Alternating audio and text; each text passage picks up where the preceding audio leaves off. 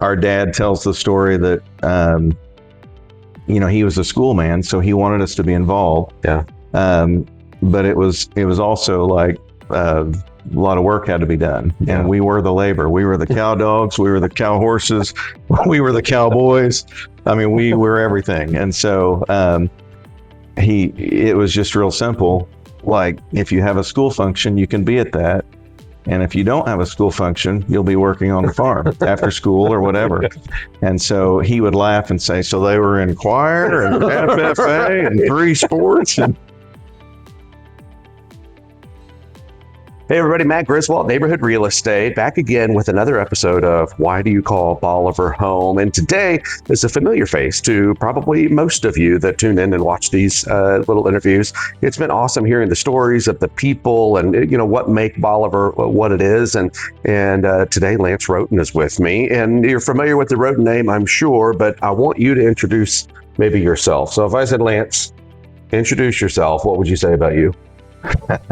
Well, Lance Roweton here. I don't know what to say. I've got a part of a big family and got a beautiful young son here, a 3-year-old boy that's a little dandy. Grew up in the Bolivar area and the halfway area. Really, all of our farms are out here, and so I spent a lot of time out here. And I would tell anyone I've learned most of my life lessons and work ethic through the farm, and so that's morphed into a teaching career and a coaching career, and I'm a landlord, I'm a builder. You wear many titles. Yeah. So anyway, I'm in year 28 of my teaching career. Next year will be my 29th year, and it will be my last year. I'm retiring after next year, and then I'll just focus on my farm and Property management. Property management, and Katie and I have several apartments we're building and houses we're building, and so right now I start work, and then I go to work, and then I go back to work after work, and I kind of was preparing for life after education.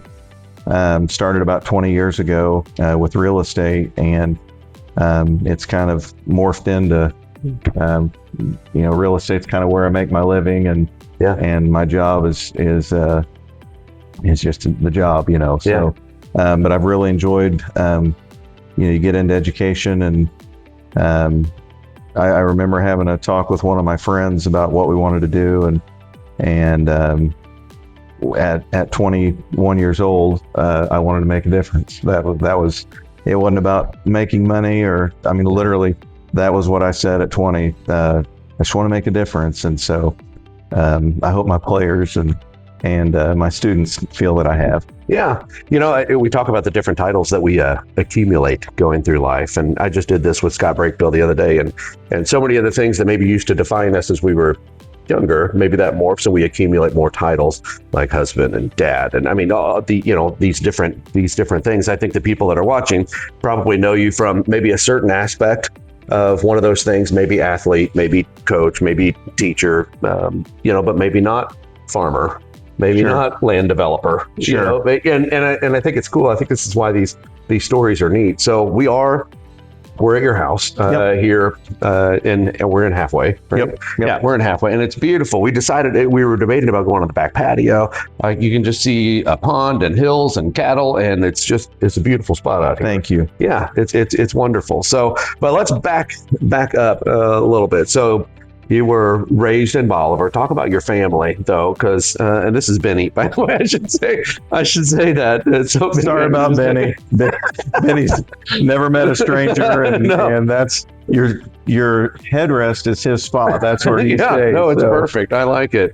But let's talk about growing up. So you had, of course, Brock, who's a year younger than me, and one of my best friends growing up, and your older brother, Brad, and so you're kind of tucked in the middle there. But talk to me about maybe your brothers, your family growing up. What was life like? Sure. Yeah, I had older brother Brad, and he's 6 years older than me, and then Brock is about 3 years younger. I think 2 years and 10 months or something. Mm-hmm. What a lot of people may not know is we had a brother and sister that were born between Brad and I. And so the reason there's 6 years is my parents had a sister, Rochelle, and then a brother, Jared. And I didn't know that. Yeah. So and then me, and then Brock. So Rochelle lived about 6 weeks and passed away, and Jared lived about 6 days and passed away. Wow. And so anyway, we grew up with 9 years between oldest and youngest. A lot of times that's a lot closer together. Yeah. But in our case, Brock and I were always called the little boys, and it was Brad and the little boys, because he was just so he was just older than us. Yeah. And so anyway, Brad could not have been a better big brother. He was very supportive and inclusive. We were like, had to be annoying, but he was.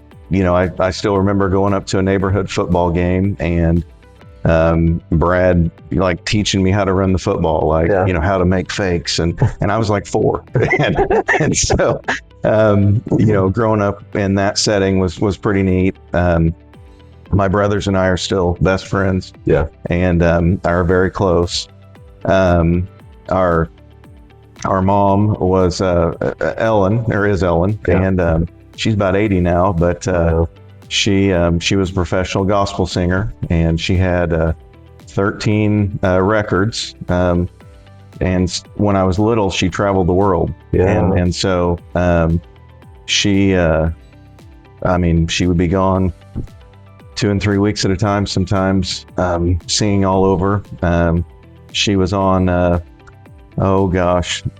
Jim and Tammy Faye Baker show, the PTL. She sang on that, and I think I was like a baby on the show. I've never seen that, but Does she still sing? she can. She doesn't, but I don't know, family gatherings or anything like that. Sometimes like in that setting, but anyway, so she was doing that, and our dad was a teacher and a coach, and later a principal at Halfway, and every waking moment that we weren't playing sports, we were working on the farm, and so that was Dad cooked for us, and we laughed because he was a farmer, and of course we had beef. And we just complained about steak and baked potato. We're like, Dad, not again. and now that's what we would want, So, Right. So your dad, you mentioned Halfway, but he was also the head coach of what, 1980? Was it 1982 Bolivar team? Bolivar girls state champions? Yep. He was state champion there, and he was actually the assistant coach at Parkview when they had the Jolly Green Giants. Wow. The old timers would know that. Yeah. He was the big man coach for the Jolly Green Giants, for the big guys. He worked under Bob Brown, who was one of the winningest coaches in history. Yeah. And actually Bob won the state title at Bolivar in 1960 as the boys coach. And so okay. Yeah. But anyway, so my dad was the first athletic director ever at Bolivar. That they created a new position, and he hired Gary Keeling. Okay. And great. So we have a long history with Bolivar. And actually, when my dad moved up, when my parents moved up from Springfield, we had all these farms. My grandpa had a couple farms, but my dad had a lot of land, and we could have and thought about moving and building and living on the farm, but my dad wanted his boys to have a chance to play football, That was like the sole reason. He loved halfway. I mean, loves halfway. Yeah. And he'd always remind us that, your roots are in halfway. And so, but he wanted us to have a chance to play football, and so they moved on the edge of Bolivar, where he could be out to the farms in 5, 6, 8 minutes, and we could have that opportunity. Yeah, which is honestly where a lot of people know your name, right? Your family name, Sure, was kind of, for the ones, unless they're going back, to your dad Junior's time, but if they were following the kids, your name was synonymous with football, Sure. right? Did Brad start that? Oh, yeah. Yeah, okay. Brad, because he was more the baseballer, right? Yeah, but Brad was good in all the sports, and so our dad tells the story that he was a schoolman, so he wanted us to be involved. Yeah. But it was also like a lot of work had to be done, and we were the labor. We were the cow dogs. We were the cow horses. We were the cowboys. I mean, we were everything. And so it was just real simple. Like, if you have a school function, you can be at that. And if you don't have a school function, you'll be working on the farm after school or whatever. And so he would laugh and say, so they were in choir and FFA and 3 sports and little truth in that. But so anyway, we were all involved in a lot of stuff, but of course, your dad came back to coach high school basketball. He was my coach my senior year. Yeah. And which is really where I got to kind of know him and have a lot of fun. And I grew up, you were a couple of years older than me. Mm-hmm. Brock was a year younger than me. So I've been around your family for a long time. Sure. Was it just always a competitive household with you 3 boys? Like, everything went? Yep. And was that something that your dad or mom encouraged? Like, I won't say that they encouraged it, but it was just a very natural thing. Yeah. And my brothers and I we competed all the time, whether it was, pickup basketball, or like, a fun thing we used to do is when we'd have like the big snowstorms or ice storms, we'd go play tackle football, or we had a batting cage in our yard. So we would, have a contest of how many times in a row could we make contact, and just more stupid things on the farm. We would take a hot shot. How long can you handle a hot shot? And we would shock each other. Or how many times can you hit the post with a rock? Like, everything. Because you grew up in that era. Gaming was just becoming a thing. Yeah. There were no phones, and so anyway, we were always. I'll say 2 things. Number one, we were very competitive with each other, but it was a healthy thing. Yeah. And we also were each other's biggest fans. And so, we were always excited for each other's success. Yeah. And, but if we were playing pickup basketball or whatever, we were also trying to beat each other. Yeah. So that's, let me ask you a story. And I want you to verify this. I think I saw, maybe you had put it on Facebook several years ago, but something about on the farm, and your dad was backing up a trailer, but then he got out of the truck and you were like 13 years old or something like that. No son of mine's not going to know how to back up a trailer. Something like that. Is that that is a story. My dad was a good guy. It was just hellfire and brimstone. Like he was fair. Yeah. But there was just one way. If you were a round peg, you were going through the square hole. Like so they don't make men like that anymore. Yeah. It's just a different generation. So the worst thing that he would say, like as a criticism, if he called you a city boy, that was just awful. Like, frickin' city boy. So that story was that, we're out working cows and we had some sorted and a trailer needed to be backed up. He's like, Lance, go back the trailer up. And so Hop 2 was running the truck. And you're 13 or something? I'm 13. And I remember it like yesterday. And I start backing up. And if you've never backed up a trailer, like it goes all the wrong ways. And so I went the wrong way, and then I tried to correct, went the wrong way. And I could hear the the yelling, the infuriating tone, and in about 30 seconds, I learned her back trailer, and because I didn't want to face the wrath, so I figured it out real quick, and it's funny because I pull the trailer all the time now, right? A lot, like all over, and so I used to joke and say that when I was first starting out as a landlord, I ought to call my business one man in a trailer, because it was just me and a lot of time, and so anyway, that's a story. The other piece of that is sometimes there's no clock in farming. It's just the work, the work just has to be done. And so I literally think I have 24 hours in the day. Literally,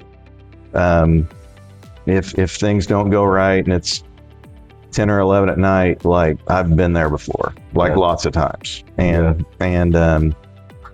after football games or basketball games at 7, 8 in the morning, we were up on the farm. Didn't matter if you were sore, and our curfew was not a time.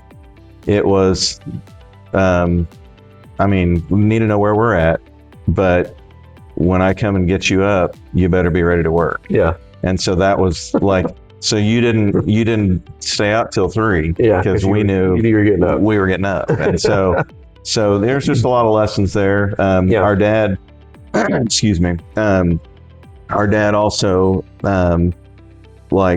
talked about the farm, talked about making a living, talked about money. I was very aware of how much money we owed. I was very aware of what calves were bringing, what cows were bringing, what land prices were.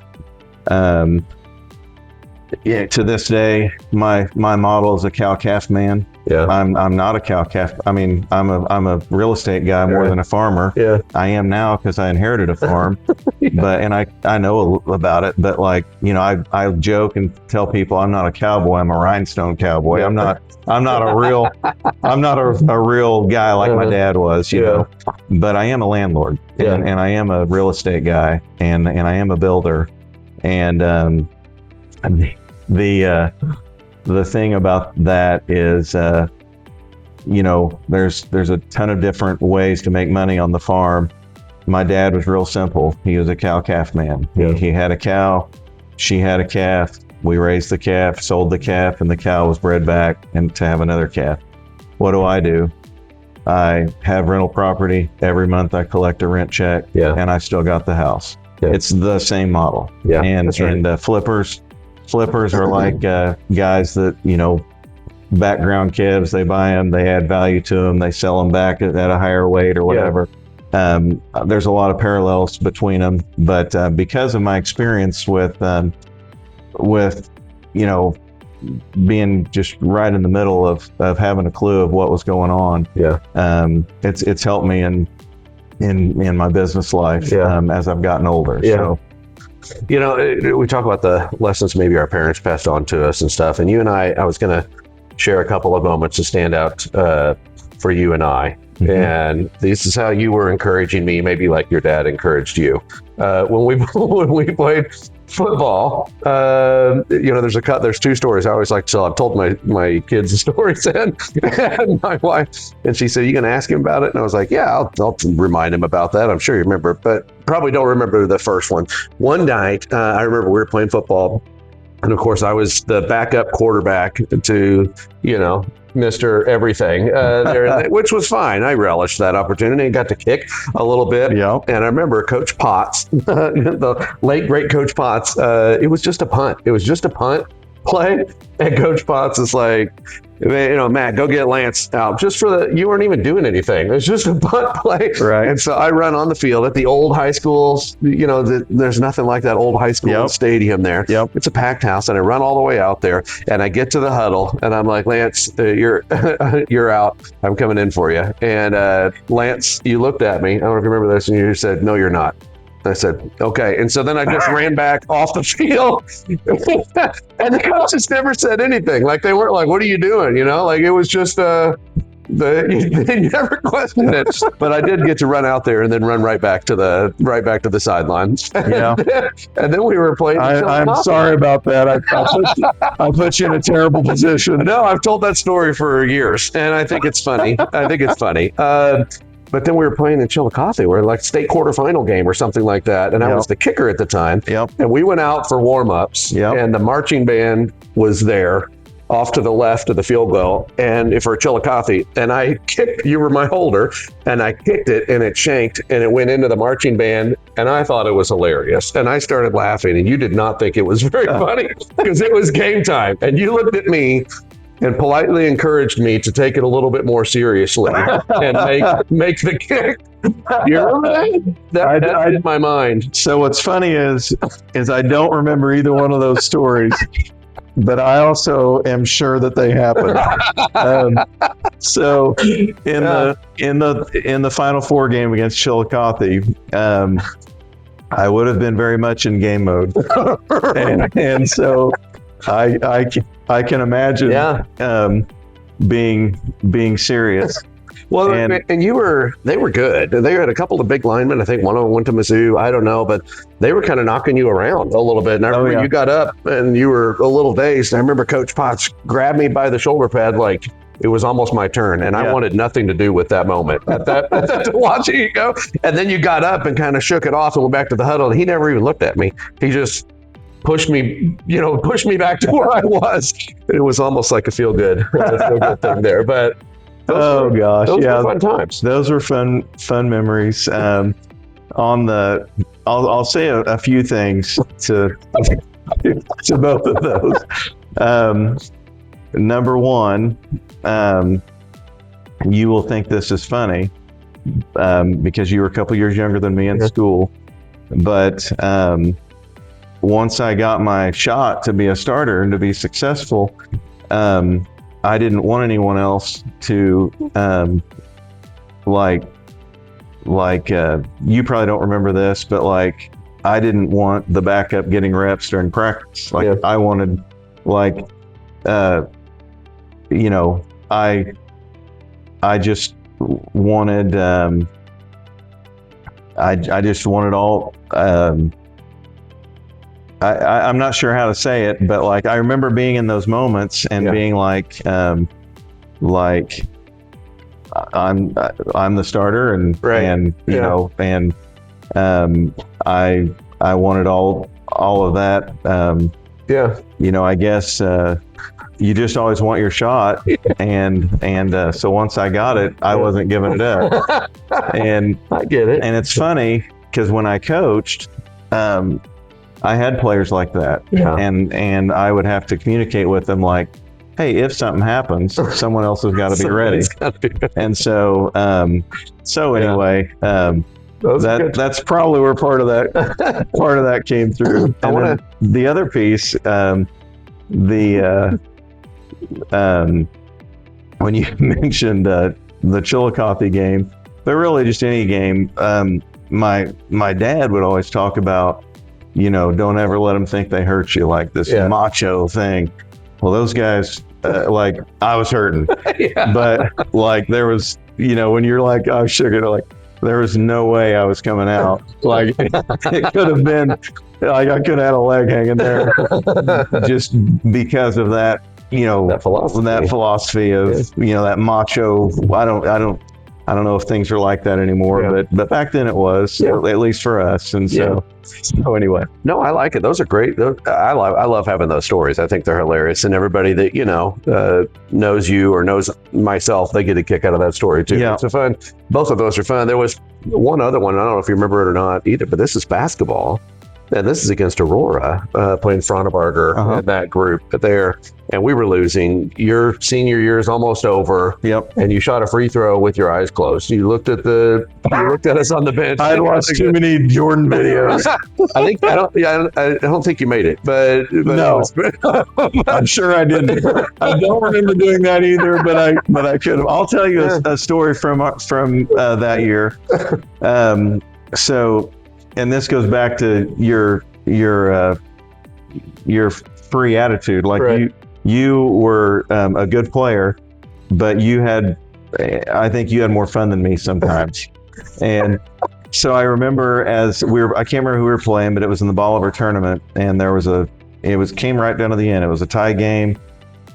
The other team had the ball, and there was a loose ball, and I dove in just a pile of people, and the ball just plops out, and I'm on the ground on my belly, and there's guys on top of me, and Matt Griswold picks it up, and you're dribbling it, and literally in the moment, I thought, there's no one in the entire town I would rather shoot this than Matt, because he won't be nervous about like making it or missing it.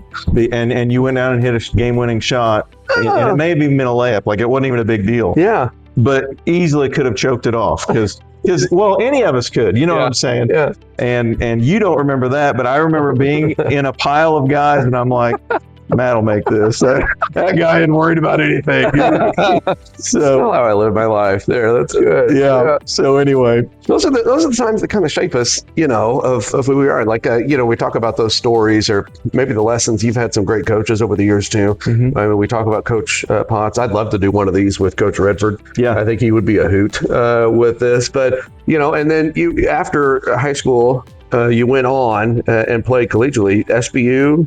Yep. Did you also play at Jewel, or I did. remember that? Did you go to there first or no? second? So I went to SBU, and I went there 3 semesters. I played 2 football seasons, Okay. and I started at quarterback there. I actually was all MIAA, like an honorable mention. It was cool. The hometown kid is now playing at SBU right there. That was a cool. I got a little bit of postseason awards there. Yeah. And after the second season, we'd won a couple games a year, and I could tell that we weren't in a good spot. Like, our good players were graduating, our older players, and wasn't sure how things were going to go. And so I kind of shot myself around and landed at Jewel. And SB went 0-20 the next 2 years. So my thoughts on how things were going to go was right. Wow. But I still have a lot of good friends from that experience, the SBU experience. And was Clardy there coaching? No. Clardy is younger than me. Oh, okay. In fact, when Clardy was a freshman, I was already coaching at Willard. And, okay, gotcha. That makes sense. And he was a good player. Yeah. Even as a freshman, very good. But no, I'll tell you an interesting story about how football has changed. So I went to William Jewell. I had, SBU was an option team, and I'd had a little success there. Went to Jewell. I started there. Most of the games, probably 7 or 8 of the games, I can't remember. But between my junior and senior season, we had a coaching change, and so we met the new coach, and the coach is talking to the quarterbacks, and the coach was bringing in a new system called the spread that not many people had heard about, and it was very new and innovative. Right. And so I'm quarterback, and I'm in the meeting, and this would have been in the spring of my junior year, and he's showing us what all it's going to be, and that was before the run game was developed and all of that. And I went to the coach, and I said, I loved Coach Floyd. He's a good guy. I said, Coach, you don't know me. You're new here. And I said, I think what you're doing is great. And I said, I would like you to find a position where I can contribute to the team. And he kind of looked at me, and he said, well, you started at quarterback. And I said, I did. Right. And I said, but you and I are both going to be really frustrated in that, because you're going to want to play me because I'm athletic and fast and all of that thing, but I can't throw good enough for that, for what you're wanting, for what you're wanting the quarterback to do. And so you're going to be frustrated because why can't I do those things? And I'm going to be frustrated because my skill set isn't that. Like, we didn't learn an option quarterback. We didn't learn all of that. And so I went home for the summer, and he said, need to see who comes in, but I'll find a place where you can contribute. And so I thought the whole year I'd either be a running back or a receiver or a slot receiver or something, or the whole summer, I mean. And when I got back, he said, hey, we've had a few things fall through, and where you can help the team is at corner. And he said, have you ever played corner? And I said, nope. I've just played middle linebacker. Yeah. Which in high school I would have been that size, but like in college I wasn't that big. You know, I'm not a big guy. And so he said, well, you asked the question, to move and where you. And I said, okay, I'll learn it. And so we got right up to about a week before season, and I was third on the depth chart. My technique wasn't good, and so on and so forth. And we were in a scrimmage, and when you're third team, you're playing the other team, you're playing your starters. You're kind of like the practice squad. And there was a play right at the goal line where I came in contact with our good running back, and we had a big collision, and it was a big deal. And I was desperate to play. This was my last chance to play football. Yeah. I fought so much, and I'm not a fighter, but I fought so much that Coach Floyd, every time he would walk by me, he would spar with me. and then he'd just die laughing and keep walking. So a week before the season, we had this scrimmage, and there's, big hit and all the things. And I went in like game week, and I'm the starter, and I was first team all conference, and led the whole conference in interceptions. And the coach, he was like, he said, you never played? I said, I've never played, but I said, I know what the quarterback's reading. Yeah, that's true. And I knew I was going to be a coach. And so the William Jewell staff would get film out, and they would set it out for me. And I would go down between classes, and I would watch film like a coach, because I knew that was the direction I was going. Yeah. And so I learned there that you could play even faster if you were prepared. And so like you're 40, and hey, I was a fast kid and all that stuff, but like if you're a 4.5 kid, you can play at a 4.3. If you're a 4.7, you can play at a 4.5 if you're prepared. Yeah. And so I would just, like a coach, go there and watch film, and I knew what they're reading, what their keys were, and I knew when I was a key, and I would bait guys into throws. Yeah. And hey, this is small level, it's NAI, but it was a lot of fun, and it helped me become a coach. Yeah. Did you enjoy that as well as much as quarterback, or? In a weird sort of way, playing defense was, I wasn't near sore after games, because you didn't take a hit every time, and I was as fast as everybody, and so you just ran with them, and made a play if it came your way. And one game, I remember the other team had a really good receiver, and he was about 6'5", and he was first team all everything. And coach was like, hey, you've got to defend this kid, because we're going to do XYZ off of if you can defend him. So the first two series, he had 6 catches, and the coach is just chewing on me and getting all over me, and which, by the way, I always used to say that no coach could ever chew me out like Junior Roweton, so like it never affected me. But I was, they're talking about getting a different guy, we're going to replace you, and college is kind of a dog eat dog deal. And so I went to the coach, and I said, if I'm going to cover him, I've got to get right up in him.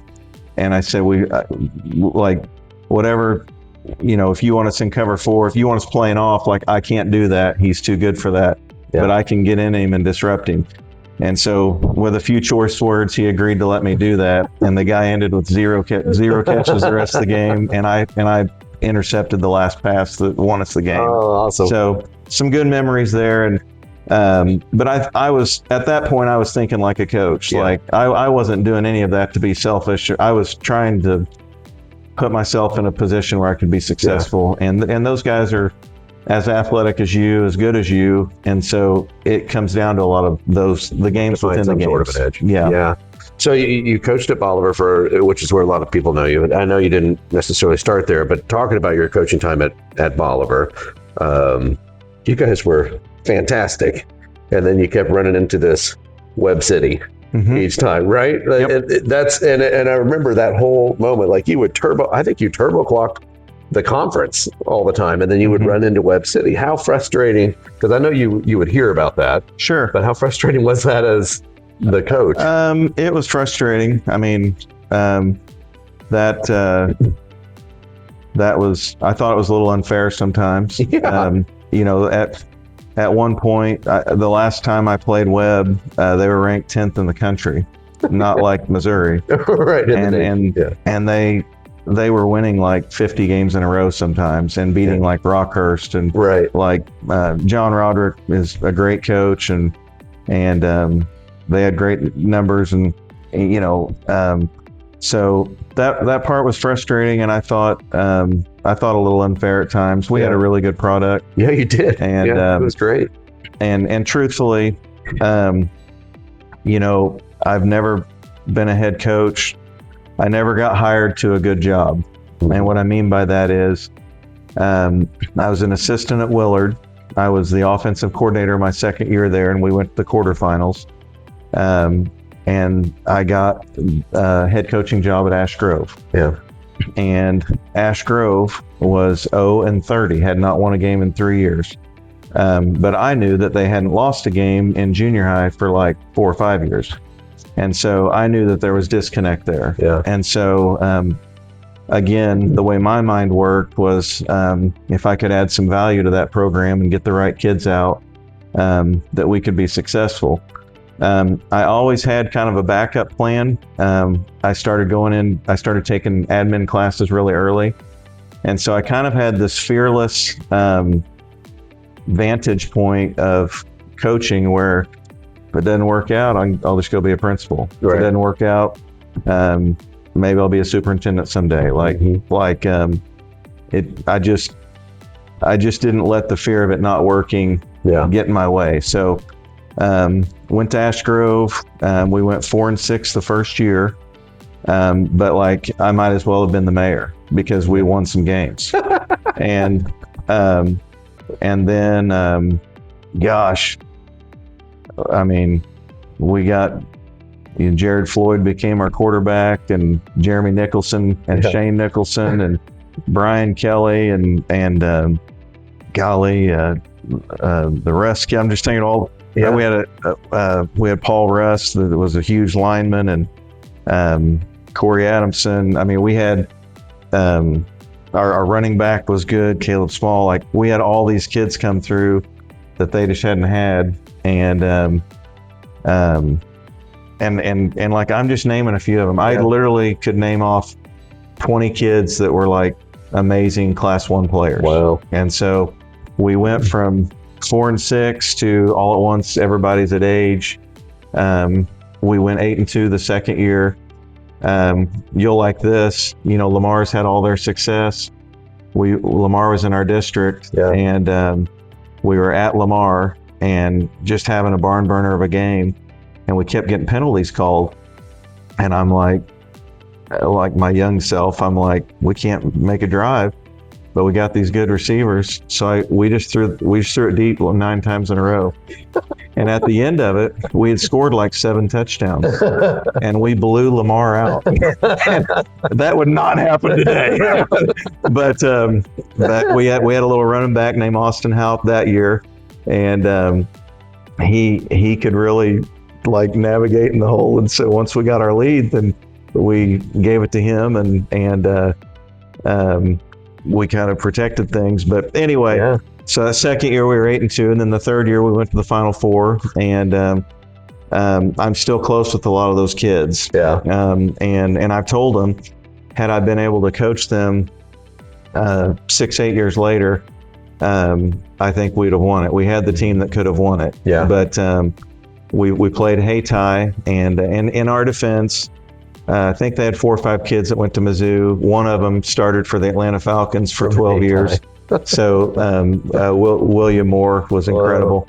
But we were ahead in that game with like 8 minutes to go and got beat. And had I been a more seasoned guy, I think we had the team that could have done it. I guess what I'm trying to say. So anyway, from there went to Bolivar, and Bolivar, I know people have a hard time, imagining this, but they were 0-10 the year before, and they had scored 51 points and given up 510 on the year. Wow. And so when I went there, I remember Phil Montgomery called me. He was the Ozark big coach at that point. He may have been the AD at that point, but he'd had huge success. And Phil called me, and he's like, "Hey, Lance, I know that you're a good young upcoming coach. I know that's your hometown." He's like, "That is a terrible job." and I was like, "Well, it might be, but I think I can build a program there." And I said, "Right now, Class 3 is wide open, and if we can get good, I think there's a path to a state title there." And I believed that. And so anyway, I got the job, and we went 5-5 the first year, and then kind of started rolling after that. So at the end of it, I can't remember all this exactly. I know we'd won 65 games in a row in the league. I know that we had won maybe 5 or 6. I think 6 district titles. I think we played for 11 of them. Some of those were like when the system changed. So like some of those were playing like Jeff City Helias, 12 games deep. But that's just how the district deal was set up then. But about the time that we were like in 08, you mentioned Webb, in 07, we'd had a decent year, and I sat down in our after season meeting, and I told our coaches, I said, we're getting ready to be like state level good. We've got 2 good classes here in a row, and we're going to be a load. And so we were kind of gearing up, and that spring we went to Class 4. So there was a 5-year from 08 to 13, so 5 or 6 seasons in there. We could play with anybody, and including Webb. We couldn't beat them, but like one year they beat us 35-21. And they were ahead in the state finals that year, like 50-0 at half. Right. But we went to the quarterfinals in 08 and 09. And then we went to the quarterfinals again in 13, and then in like probably our most talented group. I'm not going to say it was our best team, because every team had its own strategy, but like probably the most talented group was 11, and we had a lot of speed and good size, and but when we met Webb was earlier in in that process, and so that was the year they beat us 35-21. So anyway, all of that was fun though. Like I tell people, I enjoyed coaching the very last day I did it. Like I never got tired of that process. I liked game planning. I liked practice. I did not like recruiting kids. I think a lot of people thought, we had 95 to 105 kids most years. That was a whole lot of recruiting. Like that was a whole lot of work. And I used to relax once season would start, like, okay, I've got my team. But like lots and lots of years, like you'd have a kid that you're just counting on and they wouldn't come out. And that was that part. I didn't love that. But yeah, I enjoyed all of that. I enjoyed the intricacies of football. Here's a personal stat that people wouldn't hardly know unless I told it on this, but I used to I used to script my first 6 plays. And so my normal routine was I would, practice, but at nights, once my kids were in bed, I would watch film from, 10 or 11 to 2 in the morning. My motor really ran when I was in season, and I just didn't need much sleep, as most of the coaches don't. And so I would sit there and I would just really put together my best, what I thought was a script of 6 plays. I didn't go more than 6, just 6. But in every game I ever coached, my team scored in the first 6 plays 80% of the time. Wow. And in every game I ever coached, we scored on the first drive like over 90% of the time. And part of that was I read a Bill Walsh book, and he talked about scripting plays. And of course, at that level, they would script 25 plays. Yeah. I'm not that smart. So I couldn't do that, but I settled on 6. And once I started doing that, that was a huge help. I used to talk about starting fast and finishing strong, and that was a good way to start out fast. And then I even started scripting a second half 6 plays, and that would help us get off to a good start. So anyway, it's a lot of things there. So I mean, you a lot of success coaching, but then ultimately you turned the page, and let's go forward just a little bit. So you went into the administration part. Were you doing real estate and stuff like that at that time also, and then still doing the farm stuff as well? Yeah. So I've not been involved in the farm much until the last year or two. I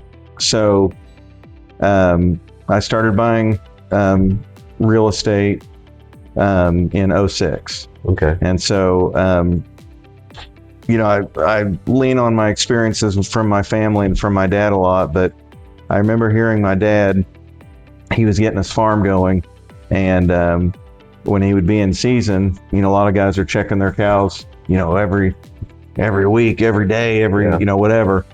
He would say, hey, there's times when I was teaching and coaching, I just couldn't get up there about once every 3 weeks. And he goes, I'd just go and see how I did. And I was a little like that as a landlord. When I started buying property, like when I'd be in season, there'd be a time in there from middle of July to December, basically, where I took care of things, but I had to delegate a lot, and I typically would take a day off school the day after season, and I would drive by everything, just take a look. And so from my experience of watching my dad kind of handle that, I was able to draw from that experience and do that. So if anyone's followed the real estate market, that in 2006 things were high, as high as it had been at the time. Got higher in 2007, and then in 2008 things crashed. And so just like I did with coaching, when I coached, I would sit around, watch movies or whatever, and I would draw plays all the time.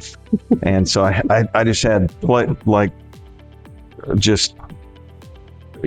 notebooks full of different ways I could do things. And real estate was the same way. So then I would sit there and I would look at deals and, what made sense. And I really scrambled. I scrambled to get down payment money during that time. So heck, I was raising dogs, and anytime I had enough for a down payment, then I would go buy a house. At one point, student loans came back, and I was getting my specialists at this point, and they were like, "We're giving these rates at 2%." Well, I was paying like 7%, maybe 7.75. I can't remember. So I went up to the college and I was like, "Are you saying, like, how much will you guys loan me?" And they're like, "Well, $35,000. Can't remember what it was." I just said, "I'll just take all that." 2%? They're like, "Yeah." So I bought 3 houses with it, and I still own them today. And it's cheap money. I paid it off in a year or two. So a lot of my strategy was scrapping to get down payment money, and I would sit around all the time and look at Craigslist. I had a realtor that would send me deals all the time, And in 2006 and 2007, I would look at 100 of them before one would work. Well, when 2008 happened, I would look at 100 of them before one wouldn't work. Like it flipped. Yeah. And so I tried. I mean, I kept myself broke. Many times I thought the only people making money is my realtor and my handy guys. It's not me.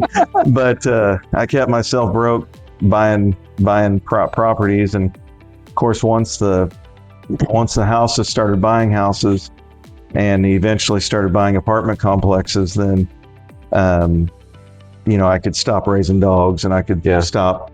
When I first was looking into making a living, I looked at farming. That's what I knew. But at the time, and this goes back to real estate, at the time, farmland was $2,500 an acre, and cows just wouldn't pay for that. Well, now, what's farmland?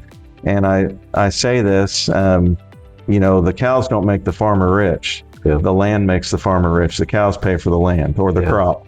And the same is true. And again, I always draw parallels. The renter isn't what is providing net worth for me. It's the real estate. It all comes back to the real estate. And so when I was first thinking about making a living, it was I looked at cattle and looked at that avenue, and I just couldn't do it. But when I could buy a house with no money down, my return on investment was infinite. And so that's, at first there's no money down, then I had to have money down. And anyway, if you've been in the game very long, it's kind of been, you just kind of play the game as it comes to you. So anyway, I've been preparing for life after education for a long time. And at some point, you've kind of got a full-time job with your full-time job. It just, that's kind of kept growing, and I never feel like work when I'm dealing with my property. Well, that's good. That's kind of the goal, right? That's right. Your wife, maybe talk about your wife, Katie. I saw Jared running around here a little bit. I'm glad you told the story about your brother, Jared. I didn't know that. And so there's a neat. So that's why we named Jared, my boy Jared. I didn't know that, but that's very cool. So what's life like now for you here? Well, it's really pretty great. I run my own cattle. I actually enjoy that more than I thought I would. Well, I see those videos on Facebook. Jared likes to go check the cattle and run around. I hear the side-by-side right now. You can't hear it on the video, but they're making laps in the side-by-side. This is life, right? This is good. No, it's good. I've enjoyed, I enjoy the strategy of it. And like anything, I have tried to make it manageable as far as the amount of time that I delegate to it. And I've got some good help that helps me when I can't be there because of school or because of rental property. Are you raising Jared the same way that you? Were. I was gonna say. Jared. I think it's hard. We're just a generation ahead. And so my dad was making it, and we're probably a little further down that road. And so, I'll have to guard against, him being entitled or him being, a lot of things. I want him to understand working hard. I want him to understand treating people correctly and the right way. It doesn't matter if they're the president or a ditch digger. They deserve your respect, and that one thing can serve anybody well. Just being able to relate with people and get along, and so Jared he checks cows with me, and I've got him opening gates, and he can't do a lot yet, but it's important to me that I raise him that Katie and I raise him to be a worker and to be a thinker. And I think, I touched on it just a little bit earlier about how in our family, like, we just talked about money like it was just a strategy. It wasn't some big secret. Yeah. And I think that makes some people uncomfortable at times when they're at our family dinners, and my dad just like, here's what Cal's brought, here's what we're doing, but like that, I think that's important for kids. I'm a superintendent now at Pathway, and I've been in education a long time. I can tell you that I think as good as education is, I think we fail our kids a little bit on financial education. And, I agree. And I'm not real sure. I think that's a little bit of a taboo subject. I'm not real sure how to fix that, but I think it's important for people to understand that money's relative. There's always people that have it way more than you and have way less than you, and I think it's important that you understand that you could go broke. I think it's important that you could make it. Yeah. Or that you understand that you could make it, and here's what the things you have to do. I think delayed gratification is very important. So many people, get a paycheck and go, buy the shiny new whatever. And hey, I have a few shiny things too, but my investments are paying for them, not me. Yeah. And I think that's just important for those lessons. I think are important to pass on to your kids, and so anyway, that's good. Those are just thoughts I have. Part of this interview thing, and we can move towards wrapping up here, but is like the legacy talk. So talk about what's your legacy. We were talking about Jared a little bit ago, or your family. I mean, sure. I think people have memories of your stories of you, but what do you hope that people remember of you? What's your legacy? I think when you talk about legacy, I just go back to a little bit of that 20-year-old. I hope I made a difference. So I hope people feel appreciated by me, and I hope I made their world a little better. So I hope Jared gets off to a good start in life, and I'm an older dad now. Yeah. And I've enjoyed being a dad at 45 as opposed to 25. I would take that experience a little.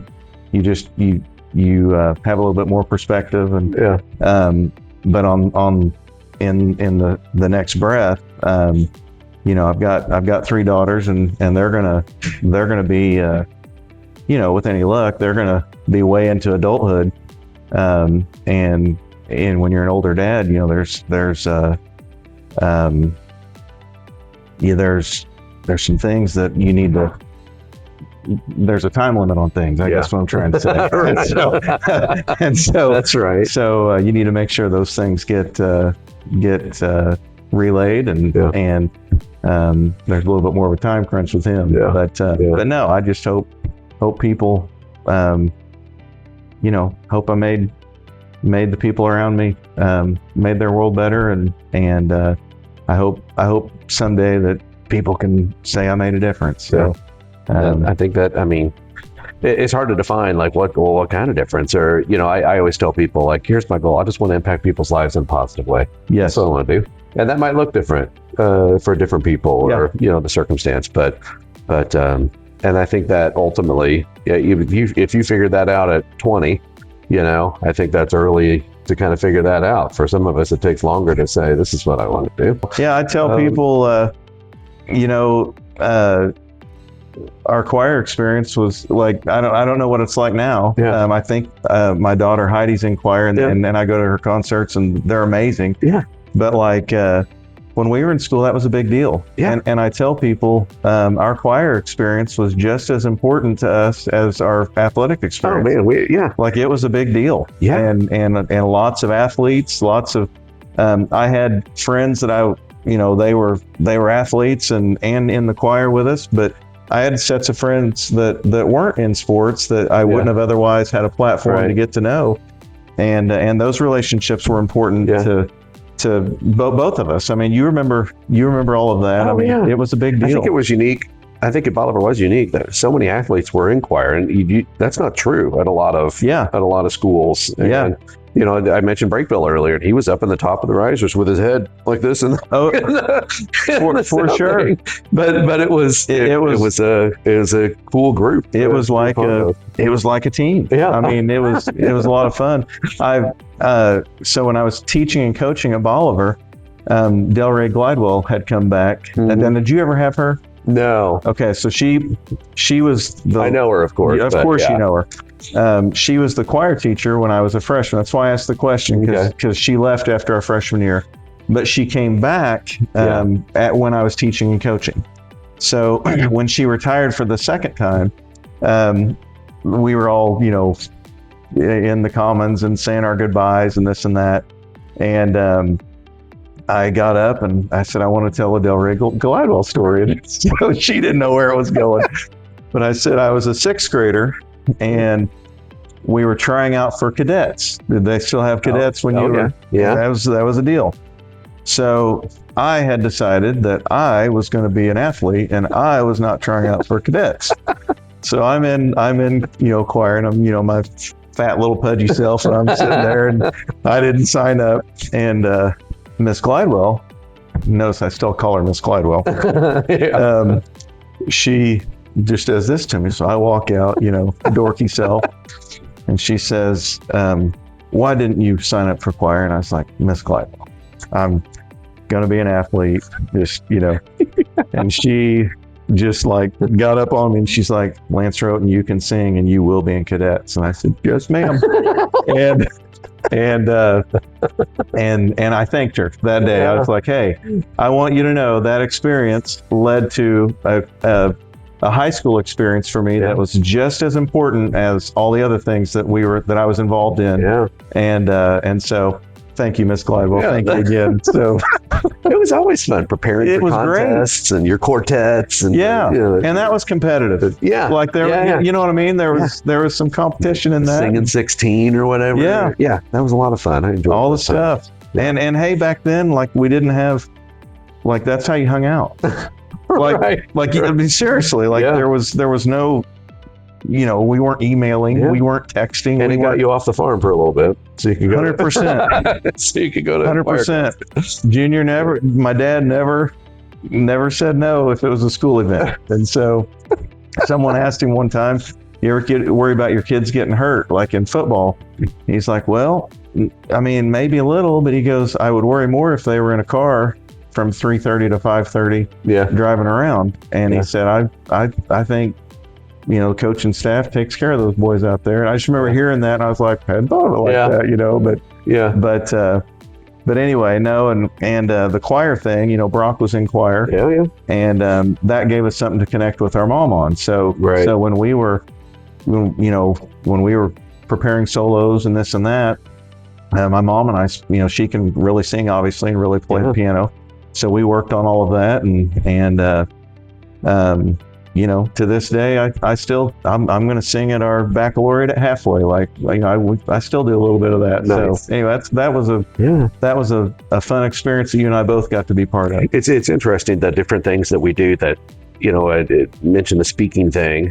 Has given me opportunities. I keynote conferences. I travel all over and I do conferences and workshops and organizational, team builders and stuff like that. But then I'll do like Dancing with the Stars, and so I'll see that. But I'll do.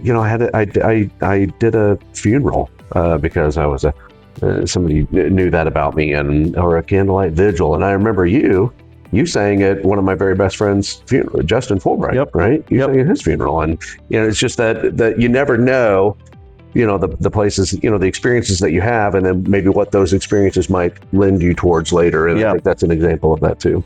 Yeah. So. You mentioned I hadn't thought about that in a long time, but Justin was a good guy. He's a good guy. Yeah. He's gone way too soon. I stopped by his grave the other day with my daughter Clarcy. My kids know him, because we go, we'll run by there and stop and see him. And I like to tell the stories. I think the stories are important, which is another reason why I do this. And so the Roweton family has, been impactful in my life for a lot of years. Thank you. And your guys' stories still live on through my kids, because I'll tell them those stories. And so I appreciate you taking time to do this, man. And thank you. I thought it was interesting. You guys moved to Bolivar so you could have a chance to play football. And so football has shaped your life, but also many experiences. I loved hearing about those experiences and why Bolivar's impactful to you. But if you're interested in buying or selling in the Bolivar area, give me a call. Matt Griswold, till next time. See you.